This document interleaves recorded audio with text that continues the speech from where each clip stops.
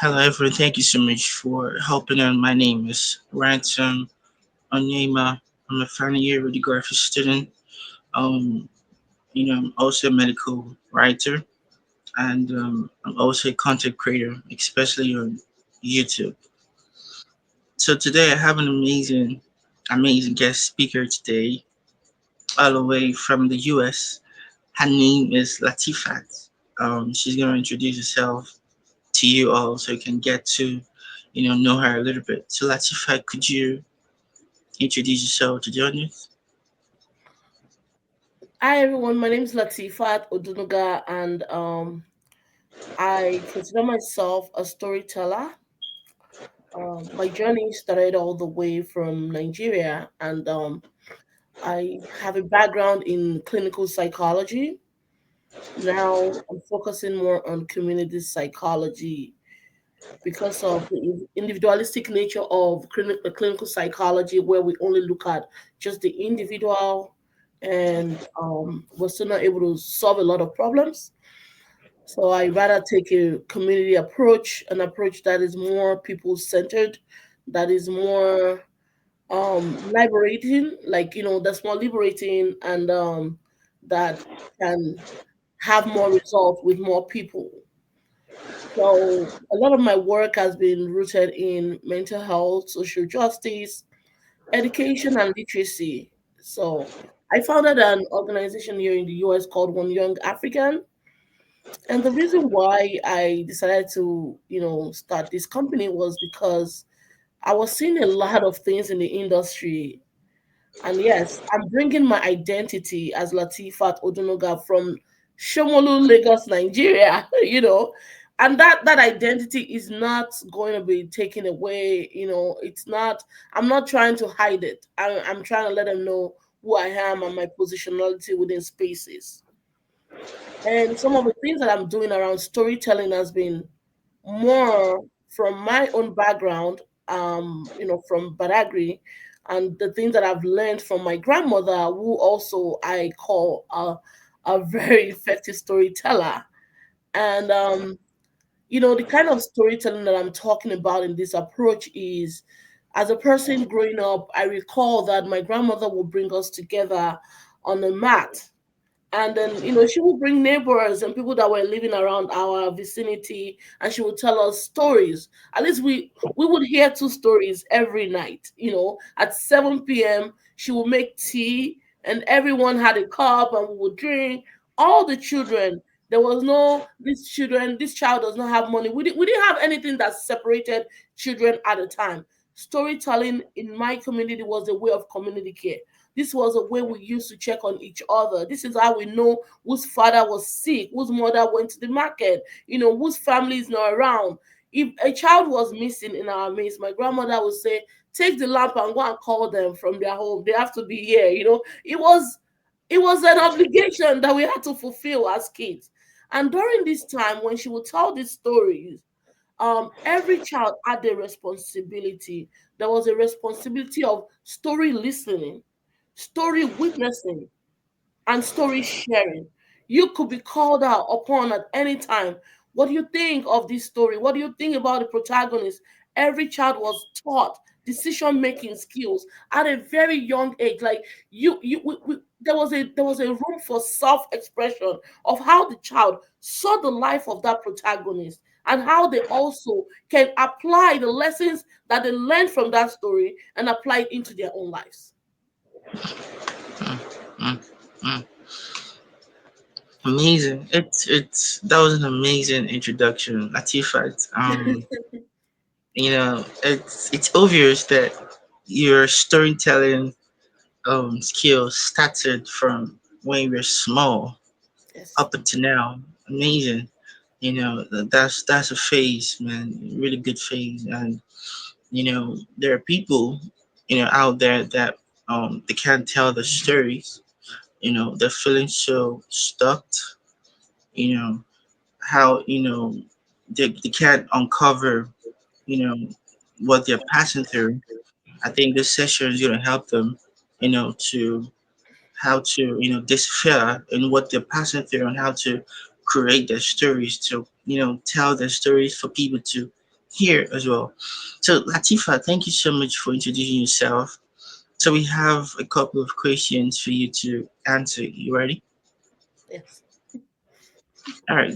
The first question is, how do our untold stories, shape our beliefs, behaviors, and decisions in ways we may not understand? Talk us through. Okay, there is a lot of things when you try to uncover how our untold stories shape everything that we do. But I'm going to have us transport ourselves quickly to the importance of knowing how our brain, operates, right? And when you look at how the brain operates in every individual, everyone globally, right, the brain is a very important part of our identities, and we don't take care of it for the most part, right? You see people, they don't protect their brain.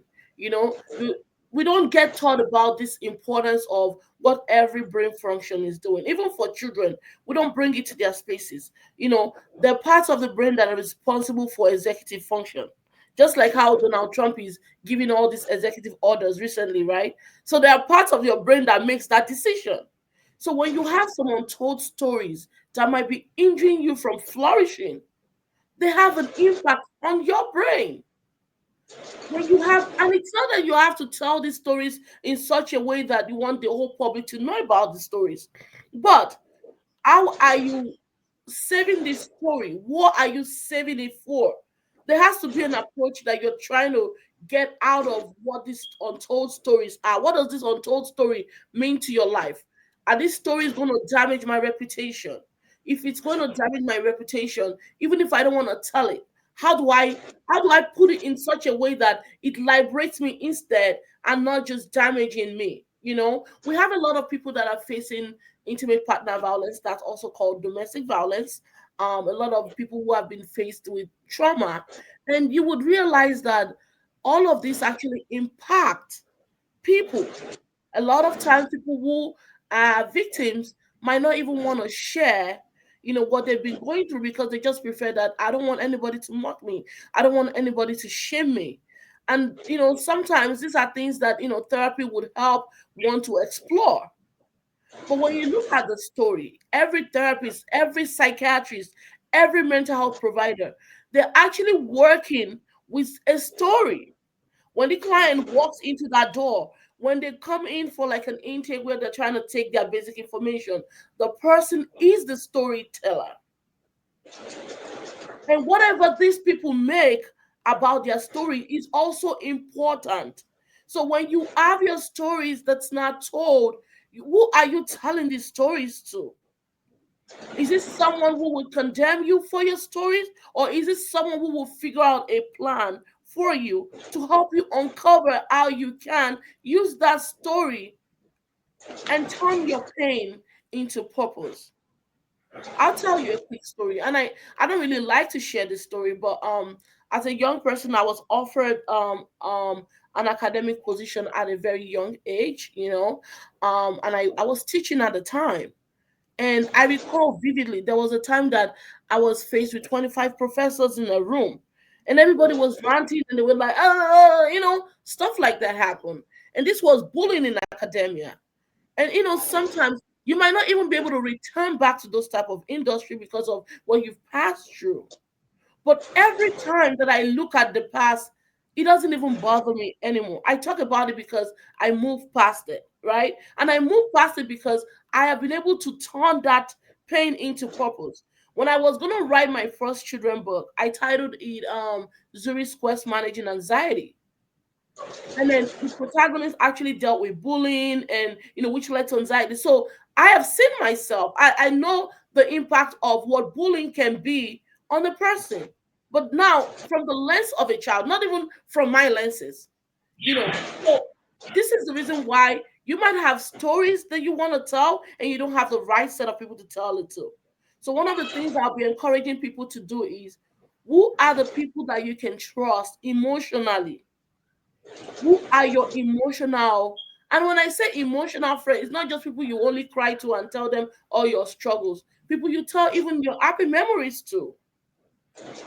People you share the pain and the gain together. Who are they? Who are you telling this story? Because you also have to think about when you tell people stories, what kind of brain are they bringing in to interpret your stories? Because everyone comes with a subjective bias of how they listen to the story and what they make out of the stories. So, as a person, if I have someone who's coming to share their story with me, I'm not looking at it from a clinical angle. I'm trying to uncover, what has been going on. What does this story mean to the storyteller? Hmm. Amazing. And by the time we try to start uncovering all these things and how it translates into their own identity and how they continue to form themselves, I think it's more of empowerment, personal empowerment, and a form of liberation. Hmm. Amazing. Latifat, I love the fact you mentioned about who we tell our stories to. I think we need to be very much, careful, on people we share our stories because there are people we don't need to share stories for or to, So thank you so much, Latifat, for telling us on how our untold stories shape our belief systems, behaviors and decisions we make in every ways in our journeys in our lives that we may not understand. Thank you so much, Latifat. And I believe that the audience are really, really is enlightened the more about that. So the next question for you, Latifat, is what are some common signs that someone is carrying hidden pain that needs to be admitted? Common signs can be different from people to people, community to community. Even organization to organizations, right? So you might, it depends on who the person is actually, on a very, what is their culture, what is their background, how were they raised, with their family, were they raised in a single household, do they have siblings, what kind of relationship existed in their family, what kind of parenting did they have growing up. So all of those things are kind of crucial. Did they experience trauma growing up? Did they have any history of being sexually abused or physically abused? Like, is there any domestic violence in their family by their parents? All of this is kind of very, very crucial before we even start to kind of dive into what are the signs that we see. Because think about this, some persons might grow up in a very, let's take a look at two different people, Mr. A and Mr. B. Mr. A was raised in a household that had a lot of dysfunctions, like, Mr. A will wake up and the father in the morning will say, Omwale, bastard child. There are people who grow up in such households, right? And then Mr. B will wake up, Mr. B or Miss B will wake up, and the mother, when she goes to the mother say, "Oh, come together, let us pray." And then when they say, "Oh, you look beautiful, you look amazing," you see all of these dynamics within families, right? And one would think that Miss B, because she had all the things from her parent, she might flourish better. Yes, that's how it's supposed to be. But also remember, there are times that life is supposed to go like this on a smooth platform, right? But then you begin to see some shaking. So who are Miss B's friend along the line? Where is she picking the energy from outside of the household? So let's say Miss B got to school and she starts seeing friends that are influencing her negatively, and then because even though she came up in a very great household, but also who are the people that are shaping her lives, right? So by that time, you start to see a lot of things creeping in, like drug abuse will creep in. Peer influence is a great factor. We're looking at even just the environment in which a person was raised, even self determination, because sometimes you might go through all this trauma and you've been able to, get coping skills to manage these things, and you might even come out well. There are people who were raised with no silver spoon and they turn out really good in society. So it doesn't necessarily mean that a person might be going through really terrible risk factors and that we just condemn that they might not have anything to do with themselves. But when we have protective factors, right, that are things that protect us as a person, they kind of shape us better when we use the right tools to flourish. like someone who has everything from their parent. They got, they were well raised, they were sent to the right school, they were, they associate with the right friends. The individual also has to be willing and determined. Self-determination is kind of key, that, this is how I want to live my life. I don't want my life to be influenced by other people. So when you're talking about the signs that a person might be carrying, I feel like the signs are a lot. And sometimes you might not see these signs. They might be hidden, but you will know that this person is more than what they say they are, or this person has more in their heart. I'll give you an example. You see someone, let's say one of your lecturers, they come in very angry all the time. They're like, they give people, that lecturer is known for failing students, but you people don't know why. In your head, you're thinking, this lecturer is me. Maybe they have a hidden story that you and I don't know about. And I've seen it happen before. As a matter of fact, one of my lecturers once shared in the past that they've lived on the street before. They lived in destitute. They were going to Unilag and they were going, and like, I'm just saying, like, you never know someone's story. And in our heads, we think about, like, this lecturer is just a mean guy. We never gave him a chance. And I'm not saying that it's okay to be mean. Don't get me wrong. But this is the lifestyle he was used to. He's never saying what it means to care for somebody else. So whatever he was doing in his own sense, in his own mind, he was just doing it right. He was always irritable. He was always angry. He was always, like, I wouldn't say mean, but like, he was just so strict. He wanted things to happen in this way. And if you go out of his way, you're failing. You understand? So think about classic cases like that. And there are even people who's had worse stories. You see people who will tell you, my family was actually, I was adopted. You don't even know until they tell you that they were adopted, right? So a lot of people are bringing different things with them, and we don't get to see it. So some things we see, some things we don't. But as we continue to understand the stories that we are being told, we have to now start we have to start, looking deep down and say, oh, maybe this is why this. Don't make assumption. Ask questions if you need clarity, right? And then you can begin to put two and two together, and then maybe then say, oh, is this why this is like this? Just ensure that you get clarification from whoever is telling the story, because you don't want your own personal experience to shape what the kind of stories that you're listening to. Mm, wow, that was a lot, Latifah. That was a lot. You just have to digest it first.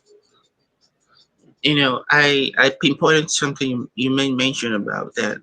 There are a lot of signs. You see on someone carrying hidden pains that need to be addressed, and there are signs you can't see as well. And it's good for you to not to conclude what someone is going through until you hear from the house's mouth. Like the story you shared about your lecturer in the past. In the students' mind, they'll be like the lecturer is very mean. You know, maybe you just want to fail student like that. You don't know the story behind what is really happening to that person. So it's good to treat everybody good because you don't know what a person is going through. You might see your own story or what you're passing through as the worst in the world, but you've not gotten in contact with people that are passing through times 10 of what you're passing through. So thank you so much, Latifah, for talking us through about some common signs that somebody is carrying a hidden pain that needs to be properly addressed. I think I'm going to So yeah. add to it. I want to add to that. I will tell you that Okay. even what we see in society today about people drinking, people using drugs, and all in our minds, we're making up stories about them. Oh, that person is an addict. Oh, that person is a drunkard. Or that person is a drunk. These are things that are very common to us. But there's something eating behind that drunkenness. There's something eating behind that person that's going to use cocaine. Sometimes this thing turn into addiction. Maybe they have a physical pain and they begin to depend on that drug, but we don't know the stories, right? You would realize that a lot of people would turn to drugs and become like, addicted to these substances, they have a story. They do. And then by the time there's always going to be a story about like, and the kind of common questions you ask is, how did this all happen? What got us here? Because you really want to know. You don't know what got them there. But society makes it so difficult that we just label them, oh, addicts, boom.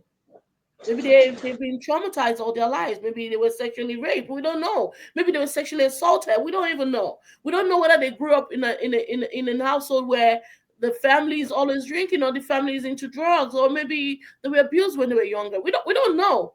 But we just see them because this is what we see. Outward appearance is what we see, and we begin to make assumption. Amazing, amazing. Like I said before, you have to treat people the way you want them to treat you. It's in the Bible as well. That's You true. know, everything someone do in this life, there is a story behind it. If you want to study medicine, there is a story why you want to study medicine. If you want to study radiography, there is a story why you want to study radiography. Clinical psychology, there is a story. Anything good, either bad or good, there is a story behind it. So don't just conclude, just hear what the horse's mouth has to say. Just hear from the person passing through that pain. Don't just say this is what happened. You hear what the person has to say. So thank you so much, Latifat, for talking to us about that. So the next question for you is, can you share a powerful example of someone who has transformed pain into papers through storytelling? I tell you, there's a lot of people. There is a lot of people. I don't even know what story I can share with you. Um, I'm just scanning. I'm scanning in my head. But I'll tell you, there's a lot of people that I know that have turned their pain into purpose and even money and even more than that. And you see classic cases of, there's a lady, I forgot her name. I forgot her name for a reason. I think she was kidnapped here in the US, and our kidnappers, she was very, very, like, very, very smart and intelligent. And our kidnappers actually used her, they kidnapped her and they took her away from where she was living in Utah, right? And when they did that, she actually used her brain to ask our kidnappers to bring her back. And they were sexually assaulting her every day, right? They were sexually assaulting her every. That's a very, like, and she was, at the time this happened, I think she was 18 or something like that. Yeah. And then by the time this happened, they were doing this every day, right? And one would think that when you run like a MRI, you're gonna see a lot of damages in a brain and all this stuff.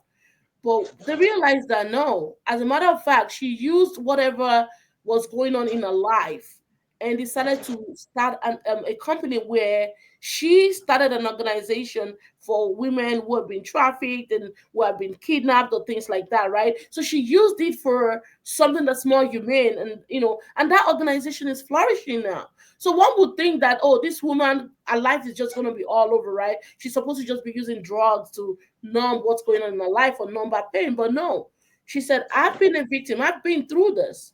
And I don't want no one else to go through this. Or even if someone else had gone through this, I want to be their lifeline. I want to be there to support them. So you see a lot of classic cases as to why some persons are starting their organization.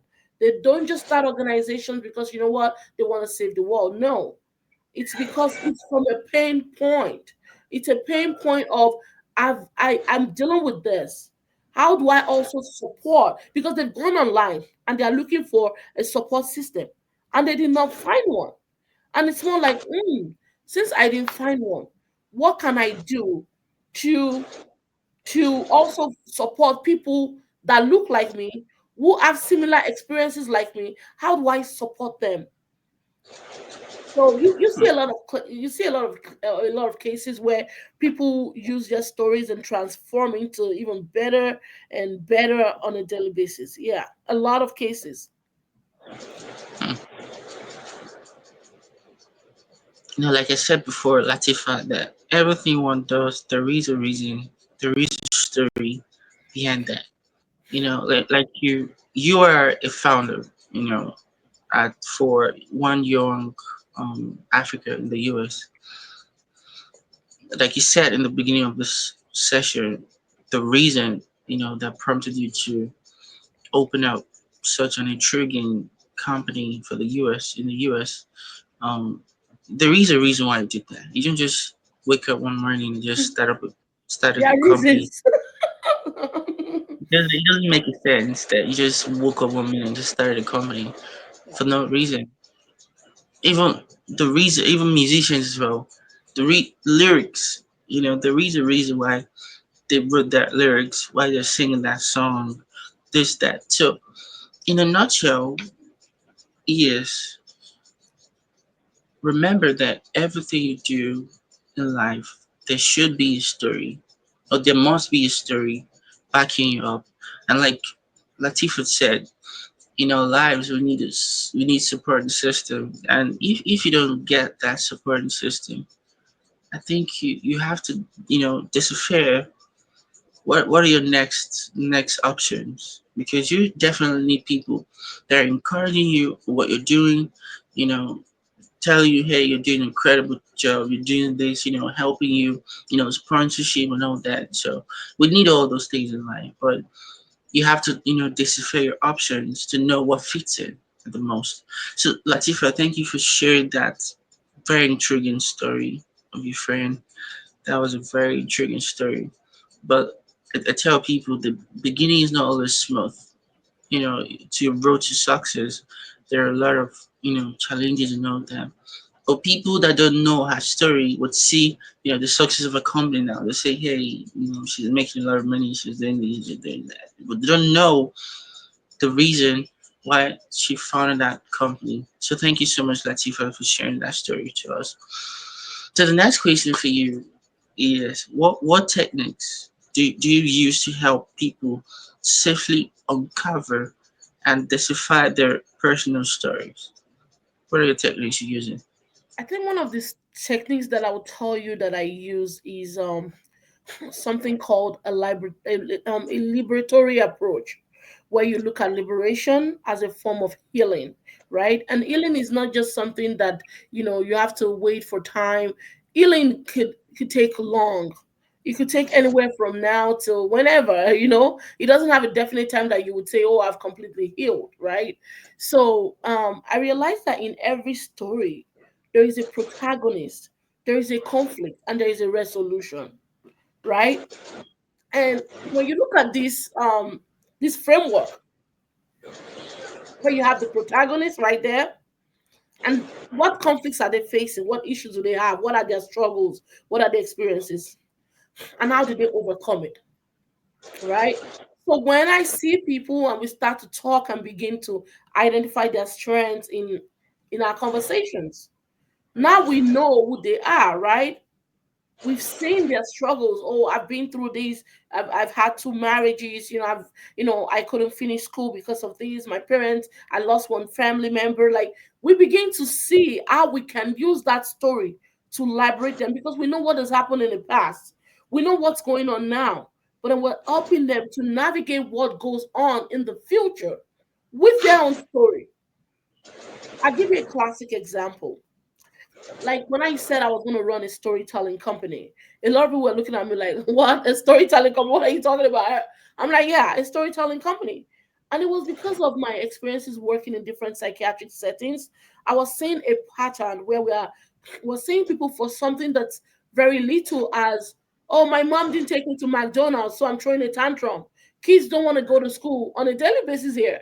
I don't want to go to school. And they'd be like, "I want to kill myself. I want to kill myself," right? And I was like, something must be going on, right? And when you look at those kind of dynamics of what you see, even adults, when adults are maybe they caught for something bad in the society, they tell the cops, "Oh, I want to die, I want to kill myself." So we have to bring them. So these are regular cases that I would see in different psychiatric settings. So I'm like, we have to be able to like prevent some of this at a very early age. And that's why when you look at what I'm doing with storytelling, I'm starting from babies. mental health, social justice can be explained to babies. I'm not talking of children now. I'm talking of from even 0 to 4. We can start introducing things into the lives of our kids. Because whatever you invest, the kind of seeds you invest in these kids is what will germinate in the future. You cannot expect to invest bad seeds. If you plant seeds that are not healthy, if you plant, you cannot grow yam and expect rice during harvest season. Never. It will not happen. You cannot grow apple and expect orange. Do you understand? You cannot grow hatred. You cannot invest hatredness into a child. You cannot invest or plant abuse into somebody and you expect to have a healthy adult in the future. No. You're gonna be dealing with, you're gonna be parenting an adult that's troubled, that's emotionally troubled. You see where I'm going with this? So when we look at how we can start to help people, so that kind of approaches, we now see that person, that child, as a child who, had a lot of experiences. So how do we uncover these experiences? One story frame at a time. We're not just only looking at the entire story now, because maybe one story is what is holding them back to flourish. So the ability to be able to take that information and help that person realize that yes, this is my story and I own it. This is my story. Some persons might have, very ugly stories. And it's okay to embrace it because that's what we call vulnerability. No one has a perfect life. So the ability to be able to know that yes, this is my story and this is what I'm going to use. So we use that liberatory framework to say yes, this is where I was. This is where I am now, and this is where I'm going. Mm. Amazing, Latifa. Thank you so much for talking us through about your techniques you use to help people safely uncover and decipher the personal stories. And I like I told you before, it's really rare to see people doing what you're doing because you know I've seen people that they're into youth mental health, women's mental health, men's mental health. But you said something about starting from the little, from the lowest, the 0 to 4 years old. This is that phase, like I said before, that phase is a very critical stage, and it's your planting stage. You know, once you, like you said, once you plant, you know, a yam, you can harvest an apple. So if Yes. it depends on what you're, planted on that early stage, they're gonna germinate in the nearest future. And this is, an amazing, work that you're doing. Trying to plant in the inculcate the necessary seeds that are needed from early, so that once is getting older, he or she will start producing those good seeds that were planted at the early stage. It's even the Bible that train up a child in a way that he or she, in a good way, that he or she won't, once he's older, he or she won't depart from that good way you show that person. It's also it's also applicable to the bad way. If you planting hatred, malice, abuse, you know with drugs and all that, it's just gonna produce in the future. Yeah. So yeah, You're gonna thank you have so much. fruits. They're gonna have Yeah, fruits that they cannot eat. yeah, You're gonna have fruits yeah, that yeah. a lot of fruits, a lot of them. You're gonna be, oh my goodness. So it's really applicable that if you're parents right now watching this video, I think you should keep a close eye to your kids. It's not much that they will have to speak up all times. That's why you're the mother. That's why you're your father. You have to get in talking stage with your kids to know what he or she is passing through. Because like Latifa said, there are people that she shared some common signs that people are, is carrying hidden pains that needs to be addressed. That's why your parents, you look inwards into your kids to know what they're passing through, and see how you can help them as well. So Latifa, we have last question for you. How can a person begin the journey of discovery and rewriting the story if they are feeling stuck or overwhelmed? I think the things about feeling stuck is it's a very generic question, and what I can say to it is you need to, like, let me say this. Have you, when you see organizations that don't have a business plan, there's a high chance that they have a likelihood to fail, right? So as an individual, what is your plan for your story? What is your story plan? When I'm writing stories, I need a plot, right? I need to know what's going to happen in chapter 1. I need to know what's going to happen in chapter 2, because that's what builds up and then becomes a final product of all the books that you're seeing. And every book, I'm telling you, even the best-selling book, they have mistakes. So don't worry about, oh, I'm going to make a mistake. Yes, we have books that have errors in them, grammatical errors, punctuational errors. So your life, you writing your chapter, you're worried about, oh, what if I make a mistake? Yeah, make it. And you learn from it. You know, I think it's about going back to drawing a plan for yourself. You need a plan for your life. And that's kind of very, very important. That's what I'll say. Think about yourself like a business. Think about yourself like an organization. And in that organization, you need to know who is in your organogram. Who am I talking to about my mental health? Who am I talking to about my physical health? Who do I call when I'm emotionally troubled? Who do I call when I need to socially hang out, to, like, socially connect with my folks? You need those people. You need to know who you are emotionally investing in. There's a real importance to know who you're hanging out with. Who are your peers? Are these just people that only call you when you have some money? No, you want people that really understand you. So who are the people you're putting in your organogram? Your family. Who are the people that are always there for you? Your friends, your work colleagues. Who are they? You want to get something done with your education in 4 years, and you didn't take a jam form. How is that even going to happen? So what's your plan? So I think it's really more about your plan, your individual plan. Mm, amazing, Latifa. Thank you so much for your time. And, you're a very busy person. You okay? I want to expose Latifa a little bit. I think she works around the clock because you know what someone will be doing in the hospital at the early hours of the morning, you know, 3 a.m., 5 a.m., 3 a.m., someone is still working in the hospital without feeling sleepy, feeling weak, or feeling tired. Amazing. That's a strong woman right there. She's very relentless, you know.